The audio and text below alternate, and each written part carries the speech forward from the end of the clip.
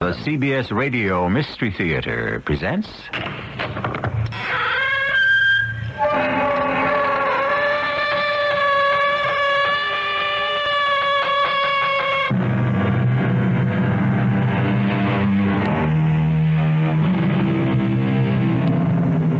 Come in.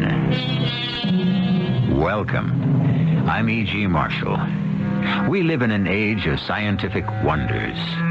The far-out science fiction of yesterday has become today's reality. And yet, despite these giant strides unlocking the secrets of nature, mankind suffers from confusion and fear. Fear partially engendered by these very scientific advances that are first hailed as triumphs. Why? Perhaps because the science of technology lacks soul. You can't help Amelia. Don't you understand? She's beyond help. If she is, it's your doing, Professor. You and your computers, your laboratories have done this to her. You're too emotional, Gerald. Why can't you look upon this as a noble and successful experiment? Never. I look upon it as a monstrous denial of the human spirit and the destruction of love.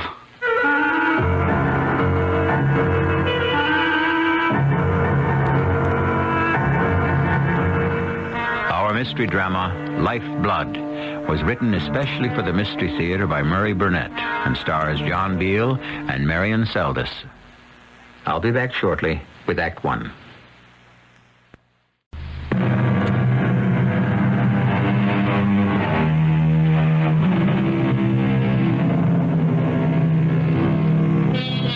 The Bible has it that the Lord created Eve from one of Adam's ribs.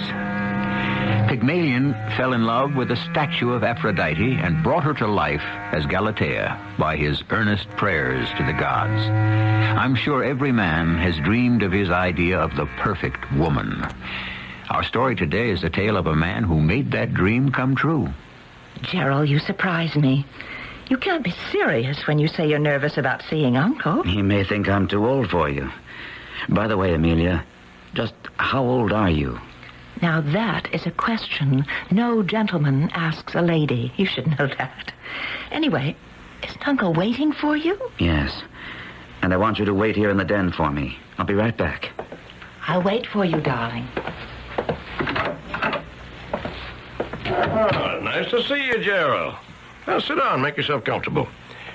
Well, I'm glad my niece has come to visit with me. I see a lot more of you since she's here. Well, that's exactly what I've come to talk with you about, Arthur. Your niece. Oh? Something important? Very. I've asked Amelia to marry me, and she said she would. Oh, no. Now, I've never lied to you, Arthur, and there's certainly no reason for you to... Don't be a fool, Gerald. I didn't mean that Amelia had turned you down. Of course, she accepted you. I don't understand. I know, and I'm reluctantly forced to explain. When you hear why... you won't want to marry Amelia. Impossible. There's nothing you can say about Amelia that would make me love her any less. She's the perfect woman. She's not a woman. What did you say? I said Amelia is not a woman. She's a robot. My creation. You can't be serious. If I had a niece, Gerald, I'd be the happiest man in the world if you and she wanted to get married. You have everything to make a great husband. You're good-looking, successful, intelligent, and you've got integrity. Well, thank you, but we're off the point. Are you trying to tell me that Amelia is a mindless, soulless replica of a woman? And I didn't know it? Exactly. When was the last time you saw a doctor? I see you all the time. I mean professionally. You think I've gone over the edge, huh? All right. It must be a big shock to you, and you deserve some proof. Ask Amelia to come in. I don't think that's a good idea. You've inferred that I've lost my mind. Now I want to prove to you that I'm perfectly sane. Ask her in. Now. All right. All right. Whatever you say, Arthur. Amelia, would you come in for a minute? Certainly, Gerald. Have you spoken to Uncle Arthur? He has. Come here, Amelia, and listen to me carefully. I always do, Uncle. You taught me that. Of course. Who are your parents? parents? Yes, your mother and father. Oh, my father was your brother, and he and mother are dead. Good. Excellent. But who made you, shaped you, taught you, told you what to do and say and how to behave? You, Uncle. And are you grateful? I owe everything to you. My very existence. I understand Gerald has proposed marriage to you. Yes, Uncle. Whom would you rather kiss now? Me or Gerald? It really doesn't matter to me. Amelia. Kiss me, then. Of course. Well, Gerald, do you still think I'm out of my mind? I don't know what to think. If you really accomplished this miracle, how did you do it? What is she made of? Sugar and spice and everything nice. If what you're telling me is true, this is a scientific miracle. If this is really an automaton, your creature made up of what in heaven's name? Of the results of years of experimentation with computers, sound waves, unheard of advances in physics and chemistry. In short, 10 years of my life. Of course you realize what this means. When you show Amelia to the world and explain your accomplishment, you'll be the most I famous... have other plans for Amelia. Haven't I, my dear? So you've told me, Uncle. I don't understand. I intend for her to meet Wilkerson. Wilkerson? What's he got to do with this? What do you think will happen when that Romeo with that woman chaser sets eyes on this beauty? Tell me that, Gerald. Oh, don't tell me you're still harboring a grudge against Wilkerson for something that happened 10 years ago. Something? Is that how you describe my public humiliation? My being forced to resign as head of the DNA experimentation project? Of being laughed at because of a stupid mistake that wasn't mine? Oh, it's been long forgotten, Arthur. Not by me. Tell me, Amelia, what do you think of Harry Wilkerson? I think he's a most attractive man, very masculine and brilliant. Oh, I've been a fool. You couldn't help yourself. No man will be able to resist Amelia. No, I mean about swallowing this fairy tale about a robot. You've hypnotized her, that's all. You found a great subject for hypnosis, and... Amelia, my child, come here and bring me a pin. What are you going to do? Prove to you that Amelia's exactly what I said, an unfeeling robot. Oh, thank you, my dear. Now watch as I take this pin... Now, be careful. Plunge it deeply and directly into this lovely arm. So. No! Did that hurt, Amelia? Of course not. Well, Gerald? She still could be hypnotized. Then she'd feel no pain. Correct. But if she's human, where's the blood?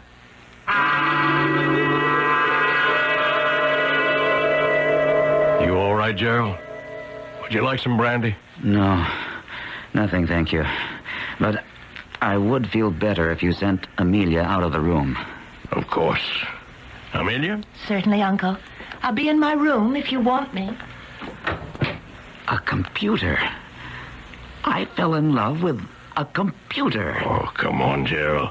I assure you she's far more sophisticated and intricate than any computer. The most advanced computer is childish in concept compared to Amelia. Now you understand why I said no to a marriage between the two of you. I suppose I should thank you. But I resent the fact that you never told me. It was an experiment. I'm no guinea pig. Of course not. I never thought of you that way. But I did want a test. And now that you've seen how successful it was, you can help me by introducing Amelia to Harry Wilkerson. I've got to talk you out of it. Not a chance. Wilkerson's got it coming. For what? Because he failed to stand up and take the blame for a costly mistake on a project that was headed by you? It shows a lack of integrity, but it doesn't deserve the kind of punishment you have in mind. Then you admit it'll work. That Wilkerson will fall head over heels in love with Amelia. Ah, you're out of touch, Arthur. Wilkinson's already fallen. He's out of his mind about Nita Raven. The ballet dancer? Right. They're practically engaged. So you see that... I'll stack Amelia up against any woman in the world. I tell you, it won't work. You're so blinded by your need for revenge. You can't see it's you I'm protecting. That's interesting. Now justify that. Lord knows what you've created, Arthur. I'm still in shock. But you think you've made the perfect woman, a creature of real flesh and blood, when, as you so graphically demonstrated, Amelia has no blood. And what do you think will happen when that fact is inevitably discovered? At the time, I thought I'd won the argument with my friend Dr. Arthur Moore. But I underestimated the depth of the passion that drove this brilliant scientist. I'd also underestimated his genius. I'll admit I saw much less of Arthur than before, because I never again could feel at ease with the woman, the thing called Amelia. But a month or so after our conversation, he called and asked me over. I appreciate your coming in such short notice, Gerald, but I promised to make it interesting. You remember Amelia, of course. Of course. How are you, Amelia? Flourishing, thank you, Gerald. It's so nice to see you again. Arthur, I can know we... you don't feel entirely at ease with Amelia, but I assure you her presence is necessary. Come here, my dear. Yes, Uncle. You remember, Gerald, you made a very cogent point the last time we discussed the makeup of our charming Amelia. I believe it had to do with blood. And now, I'm taking this needle. I really object to these demonstrations. They leave me feeling decidedly... For a physician, you're uncommonly queasy. I assure you, it won't hurt Amelia in the slightest. Now, I take the needle, so, and behold, bright ruby red blood. See how naturally it flows? Good Lord, Arthur. What have you done? Eliminated the last obstacle standing between Amelia and her introduction to Wilkerson. Go put a bandage on that, my dear. Gerald and I have to talk. I will, Uncle. Is that real blood? Certainly. Would you care to take a sample for testing? No, I'll take your word for it. How in heaven's name did you do it? I'll make a bargain with you. You promise to introduce Amelia to Wilkerson, and I'll tell you how it works. I've told you, Arthur. I don't want any part of this. Wilkerson's engaged. It's definite. He gave Nita a ring, and the date for their wedding will be announced any day now. What's an engagement or even a marriage to a man like Wilkinson? The minute he sees Amelia, he's going to... Suppose I tell him the truth. I'm going to ask you not to. What I revealed to you was given in confidence, and to save you from humiliation. You at least owe me the favor of keeping quiet. But if this deception would... You owe Wilkerson nothing. And if he's really, sincerely in love with this Nita Raven, he won't do anything about Amelia. But if he does, doesn't he deserve to be taught a lesson? Well... I want your solemn promise that you'll keep this a secret between us. Well? All right. I promise. It's so easy to look back on things you've done and say you shouldn't have done them. But at the time, it didn't seem that too much harm could come from this mad scheme. I also thought that Arthur would have some difficulty in arranging a meeting between Amelia and Wilkerson. I found out quickly I was wrong. We live in a university town. The university has a large and extensive library, but there's also a smaller private library reserved for the use of a small group of scientists. It was there that Wilkerson first saw Amelia. Now, tell me what a beautiful young lady like you wants with that complex scientific treatise you have there. You must have brains equal to your beauty. Thank you for the compliment.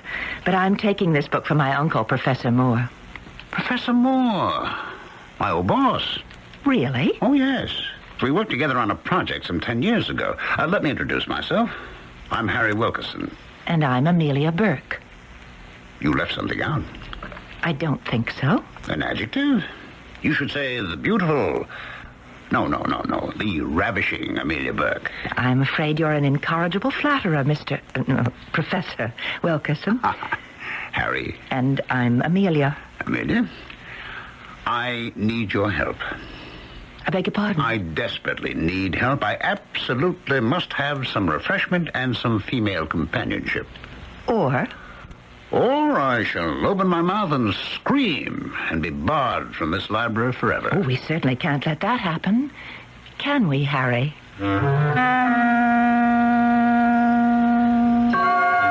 Men have died, and worms have eaten them, but not for love. said William Shakespeare, and he was the greatest. However, there have been a number of very fine writers who've written stories about gallant men who have died for love of a woman, but none that I know of who have perished for a robot, at least not yet. I'll be back shortly with Act Two.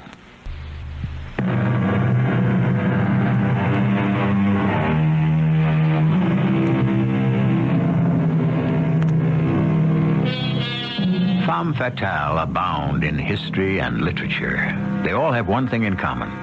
They possess a strange appeal which leads men to follow their siren song down the path to destruction. They also share another characteristic. They are human. Unlike Amelia Burke, who is a robot created for the express purpose of ensnaring one man. And she seems to be succeeding. Who is Amelia? What is she? I'm a woman, Harry. Really a very simple, predictable woman. Oh, let me contradict you. As a man who's not inexperienced when it comes to women, allow me to say that you're completely unpredictable and almost unknowable. If you're trying to confuse me, you're succeeding. All I know about you is that you're the most beautiful and charming woman I've ever met. Thank you. But who are you really? Who are your parents? Why did you suddenly appear on the scene to live with your uncle who never mentioned you all these years? I thought women were the curious sex. Oh, you're unbelievable. We've been seeing each other for 2 weeks, and you've never asked whether I was married or even engaged. Not a single question why we always meet in these little out-of-the-way places. The important thing to me is that we're together. I couldn't have said that better myself. But don't you sometimes long for a little more privacy? That might be nice. I figured you might feel that way, so I spoke with a good friend of mine, a fellow who can keep his mouth shut, and I've arranged for us to have the use of his apartment this Friday afternoon. He's going out of town for the weekend. How does that sound to you? Like everything else you say, Harry. Very nice. Amelia, my darling, you're wonderful. Just magnificent. Thank you, Uncle. Now, I think we ought to recheck your programming for the big date you have coming up on Friday. Who the devil is that? Just sit there, Amelia. I'll get rid of whoever it is. Gerald, it's a pleasure to see you, but you've really come at a time when... I'm sorry if I've interrupted anything. It's important that we talk. Important to whom? To you.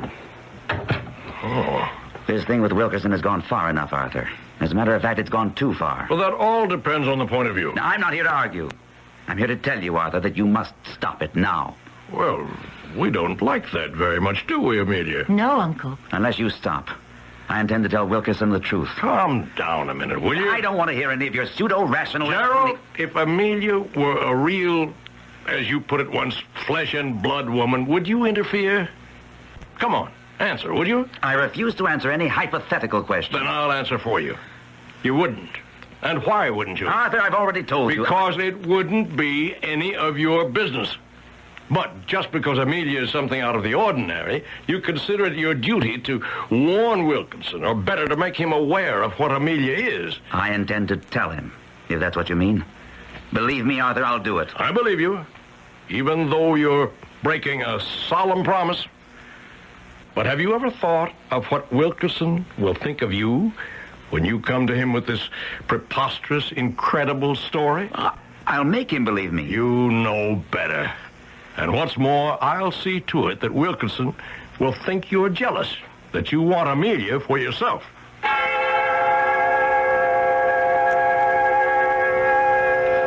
When I left, I knew that it was a stalemate. Arthur was right. Wilkinson would never believe me. But I was determined to do something. The problem was, what? While I was racking my brains for a solution, Amelia was pushing ahead as programmed. Amelia, why did you call and have me meet you here? Isn't this a good place? Out of the way and discreet? No, that's not what I meant. We had an appointment. Sit down, Harry. I think we have a lot to talk about. Whatever you have to say could be said better at the apartment. I'm sure you think so, Harry. You've changed. What is it? Has something happened? How is your fiancée? Her name is Nita Raven, if I am not mistaken. Oh. Well, I knew it had to happen sometime. It was too good to last. Now you understand why I didn't come to the apartment and why I won't go to the apartment. I didn't know you were engaged. I am. And her name is Nita Raven, but that doesn't mean I'm not interested in other women. Particularly someone as fascinating as you. Does Nita know about me? Of course not. But it's all right for me to know about Nita? I didn't tell you about her. Why not? Because you're too important to me.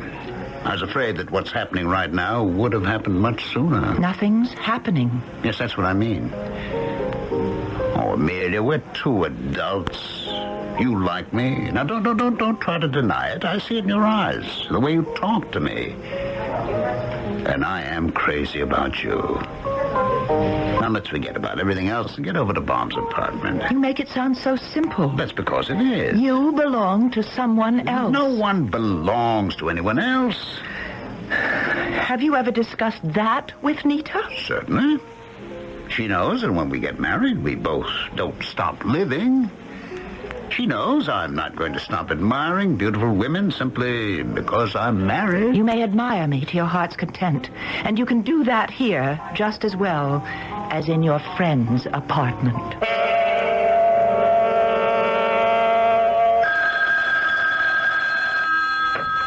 Hello? May I speak with Amelia, please?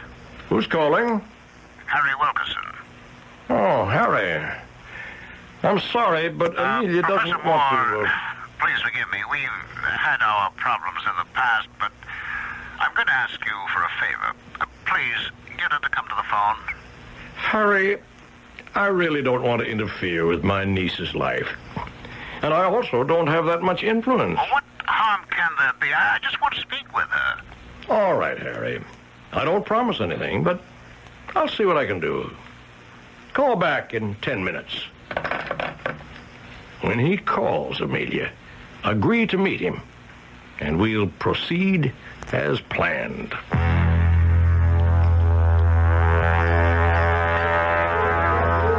Amelia, I hope you notice where we're meeting. Very nice. A pleasant change.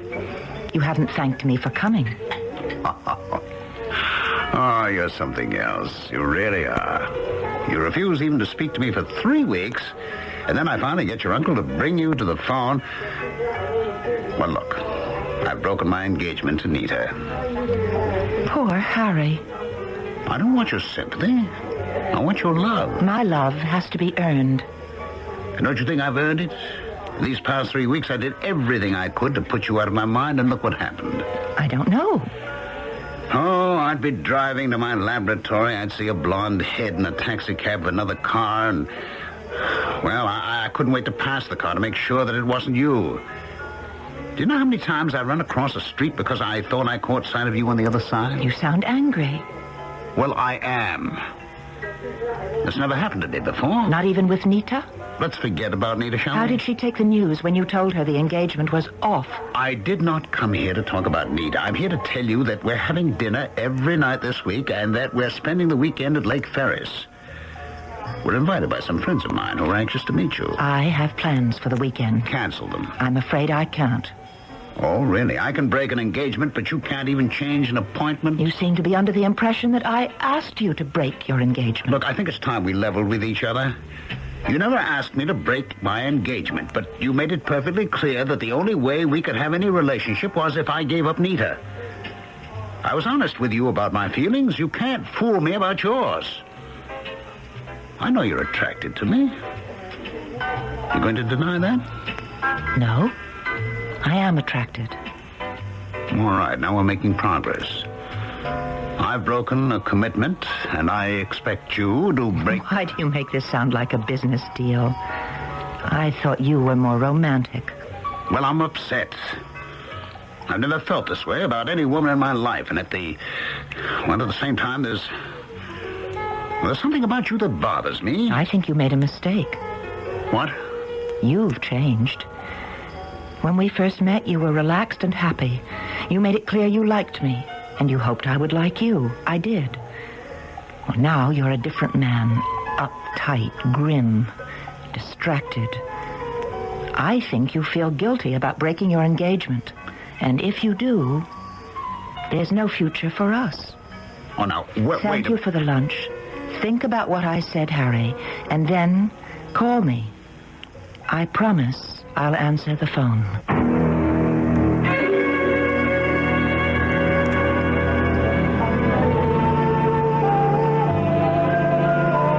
For someone so hung up on romance, you don't dance very close. I'm sorry. Dancing isn't my strong point. I only know how to waltz and foxtrot.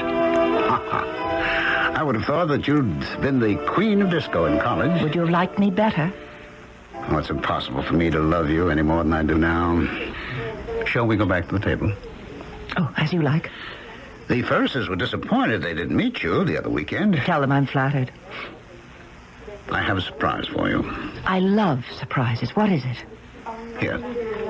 Open this box. Oh, it looks like a ring, is it? Open the box. Well, do you like it? It's very nice. Very nice. That's an engagement ring. I'm asking you to marry me. I realize. That's all you have to say. I realize. I'll bet I'd get more reaction from a robot. Don't you ever say a thing like that. Never. It's disgusting. Well, a reaction at last. You are exquisite. Promise me you'll never use that word again. What's wrong with exquisite? It's nothing to joke about. You know the word I mean. I can think of a lot of words some ladies might object to, but... Harry! All right. It will never pass my lips again.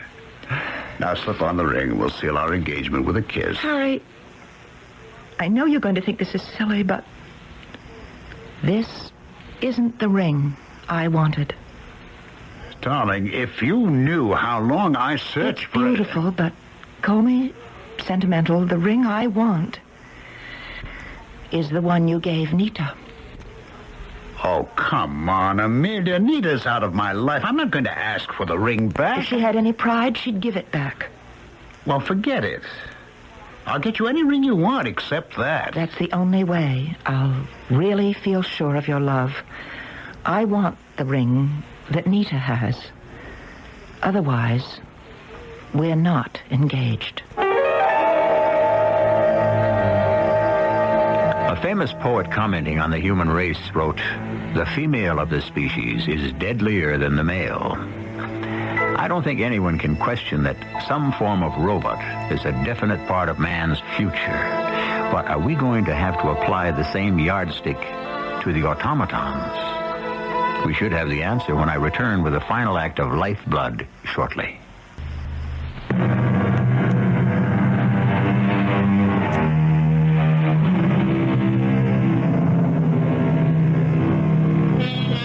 Perfection is the goal of many driven people.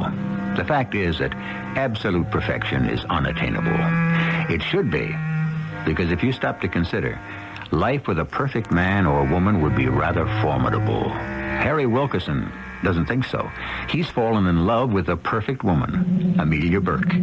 He's unaware that Amelia is a robot, the creation of a genius who holds a long-standing grudge against him and who's determined to use Amelia to extract a terrible revenge. I thank you for the invitation, Gerald, but I never dine out. I thought you might make an exception, Professor. The dinner is an occasion for me to congratulate you upon the success of your stratagem to even the score with Wilkerson. I think your congratulations are a trifle premature. Really? Wilkerson's broken off his engagement to Nita. He's a man driven almost to the point of distraction.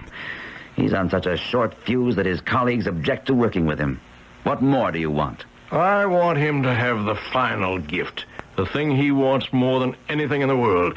I want to see him married to Amelia. But he hasn't seen or spoken with Amelia in a month. And she's seeing other men. You seem well informed. Have you talked with Wilkerson? Yes, but not about Amelia. She's a subject he refuses to discuss. I've tried. I don't understand this sudden revival of interest in Amelia on your part. Arthur, you've produced a robot so perfect that she can pass as a woman. Now that's a scientific miracle.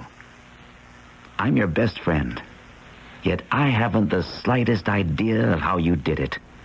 In my position, wouldn't you be curious? Well, this is my life work. You're a physician, and quite frankly, the process is so complicated, it would take weeks for me to explain the various intricate and even dangerous steps I use to create the finished product. Well, couldn't you simplify parts of it for me? I'm not asking you to divulge the secret of how you simulated the marvelous skin, or how you solved the problem of the blood that seems to course through her veins.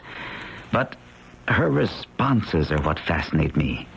How do you program her so that her answers to questions follow a logical train of thought? I'll give you a hint, Gerald. Stimuli. Everything in nature responds to certain stimuli, and they, in turn, trigger other responses. That's logical, but vague. And that's the way I intend for it to remain. I'm opposed to the deception you're practicing. It isn't only Wilkerson who has fallen under the spell of this mindless robot, but now she's deceiving others. That is what They're fools, all of them. And that's exactly the point I'm going to prove. That's how I'll get my satisfaction.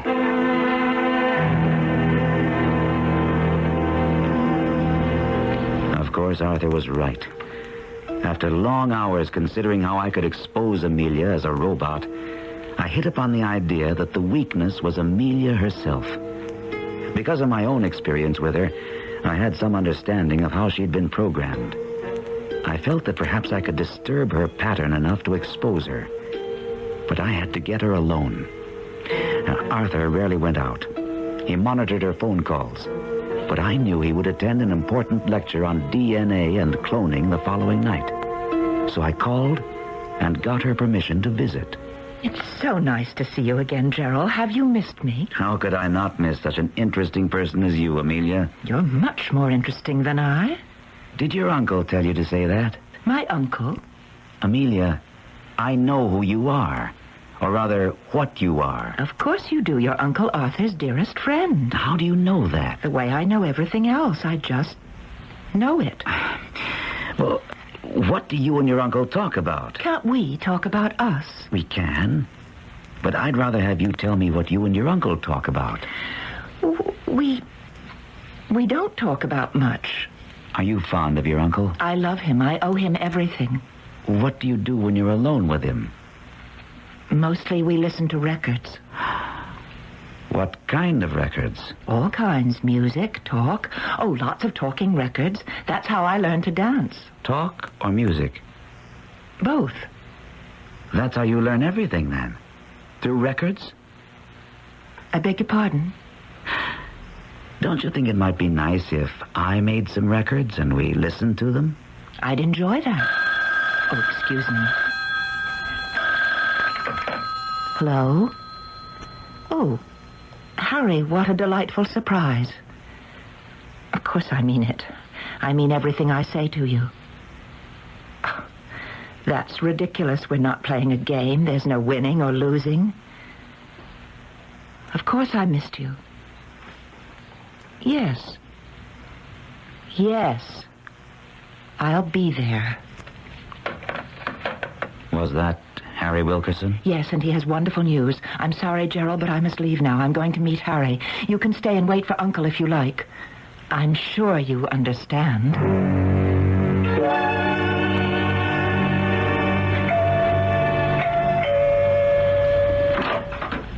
Amelia, let me pinch you.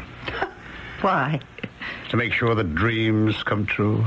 Come in. What a lovely apartment. I told you you'd like it. Oh, why the devil did it take you so long to get here? Think of what we've been missing. Think of the happiness we've lost that can't ever be Don't you have regained. something to show me?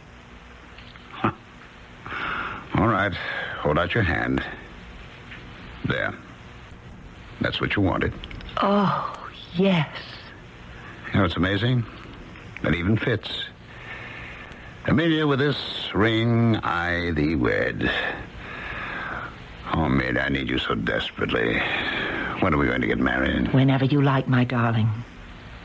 Well, isn't the lady supposed to set the date? Oh, I suppose so. I'll have to speak to my uncle. I wonder how he'll feel about your marrying me. He wants what I want and what's best for me. Oh, if you knew how I missed not seeing you this past month. I thought the loneliness would gradually disappear, but it only got worse. As the days went by, I missed you more and more. My poor darling, you could have saved yourself all that misery if you'd just gotten the ring for me right off.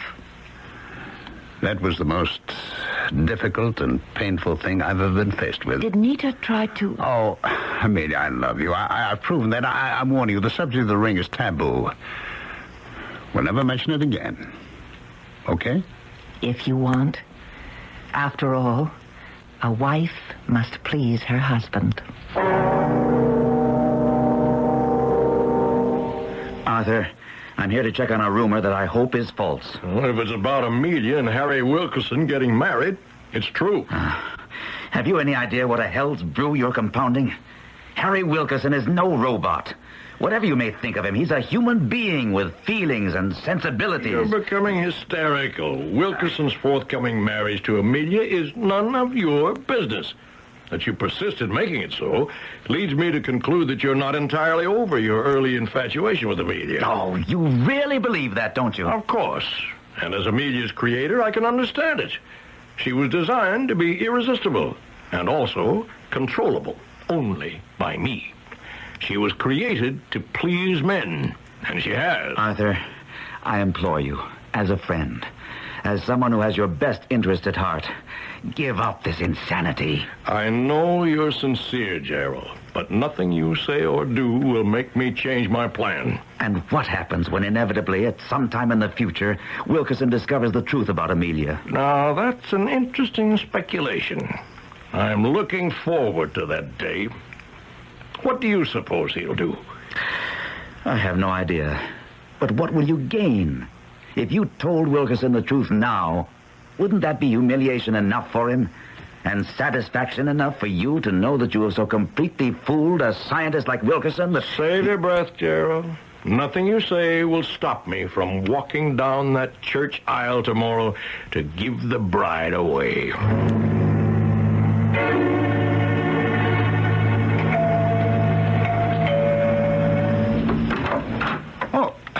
Gerald, oh, you've caught me at a terrible time. Didn't you know that I'm getting married in an hour? Not if I can help it. What the devil is this? Harry, your marriage to Amelia will be a disaster. It's simply a plot on the part of Arthur Moore to make a fool of you. Have you lost your mind? Amelia is a mannequin, an automaton, a robot, programmed by Moore. Gerald, I can see you believe that. I'm sorry for you. I don't know what's caused this aberration, but I'll prove it to you. Look, I'm meeting my best man in 45 minutes. I'm already late. If you're a scientist, you'll at least let me prove the truth of what I'm saying. Well, how do you propose to do that? And just meet me at the church in half an hour. But don't let Arthur Moore or Amelia know that you have arrived. I'd conceived a wild plan, but it was the only thing I could dream up. I raced to the church, praying that Moore's eagerness would have him bring Amelia early. When I saw I was right, I stopped in the minister's study briefly, and then entered the room where they were. Gerald, what a surprise. Come to say a last fond farewell to the beautiful bride? Something like that. And also to ask No more pleading with me to... Oh, excuse me, I see that I'm wanted in the minister's study. I'll be right back, my dear. And don't be too nice to our dear friend Gerald. Amelia, come with me Where? to meet someone you know and like. Quickly now. Harry, my darling, don't you know it's bad luck for the groom to see the bride before the wedding? That's an outdated superstition, Amelia. All right, Gerald, get on with it. I'm warning you. I've come prepared. Get on with what? Amelia, do you like me Of course, Gerald. very much? You are one of the most fascinating men I've ever met. All right, what is this rigmarole? Quiet. Amelia, will you kiss me? Of course. Now, wait a second. I'm giving a scientist's proof. Kiss me, Amelia. Amelia, You're truly a lovely, bewitching creature. Will you marry me? Why, of course. Oh, no, wait. No, Uncle Arthur told me not to be too nice to you. Uncle Arthur told... Amelia, what about me? How can you think of anyone else when... I want you to marry me, Amelia, to be my wife. You want to, don't you? Of course, dear Gerald. I've always liked you. You know that. Shut up, you stupid mindless... There's no sense in shouting at her, Harry. She's only a robot. Only? I told you I came prepared. And now I'm going to prove it. What's going on here? Wilkerson, what have you lost your mind? Put that knife down. Not until I've destroyed your monstrous creation. Now watch while I rip her insides out. Stop him, Gerald. Somebody. There! Right where your heart is supposed to be, and there. And there. Stop it! Stop it, Harry! Stop slashing at Amelia! Look! Don't you see? The professor is bleeding also. Gerald, maybe you were right. Harry, get an ambulance here immediately. Move, man! Too late, Gerald. The knife has gone too deep. Too much loss of blood. Don't talk, Arthur. It doesn't matter now. You see, I was telling the truth when I said I gave 10 years of my life to Amelia. I did give her life, Gerald. My own life's blood. The story never made the newspapers. When the coroner told the district attorney that Amelia was indeed a robot, the state felt there was no way they could prosecute Wilkerson for murder or even manslaughter. Until now, I've kept quiet. But I never stopped wanting to tell the story to the world.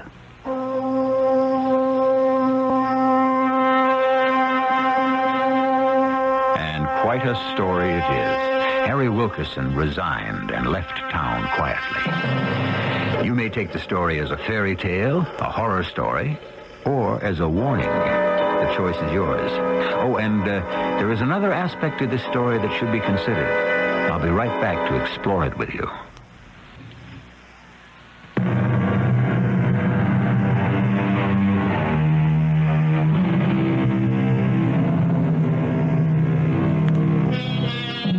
We know that the district attorney felt the state couldn't prosecute Harry Wilkerson for the murder of a robot. But if it was indeed Wilkerson's knife that was responsible for the lifeblood seeping from Professor Arthur Moore, could that perhaps be construed as murder? Or at least manslaughter? For you lawyers in the audience, a pretty little legal problem, one for which I should be grateful for your guidance. Our cast included John Beal, Marion Seldes, Ralph Bell, and Gordon Gould. The entire production was under the direction of Hyman Brown. And now, a preview of our next tale. So this is your room, Rodney. It's very nice. Oh, but my, so hot and stuffy. Oh, dear me, let's open a window. It's midsummer and you have all the windows closed. There, that's better. Now, let's see your butterflies. Well, aren't you going to show me your collection? Rodney, why are you staring like that? Rodney, don't come any closer to me. I don't like it. Rodney, what's the matter with you?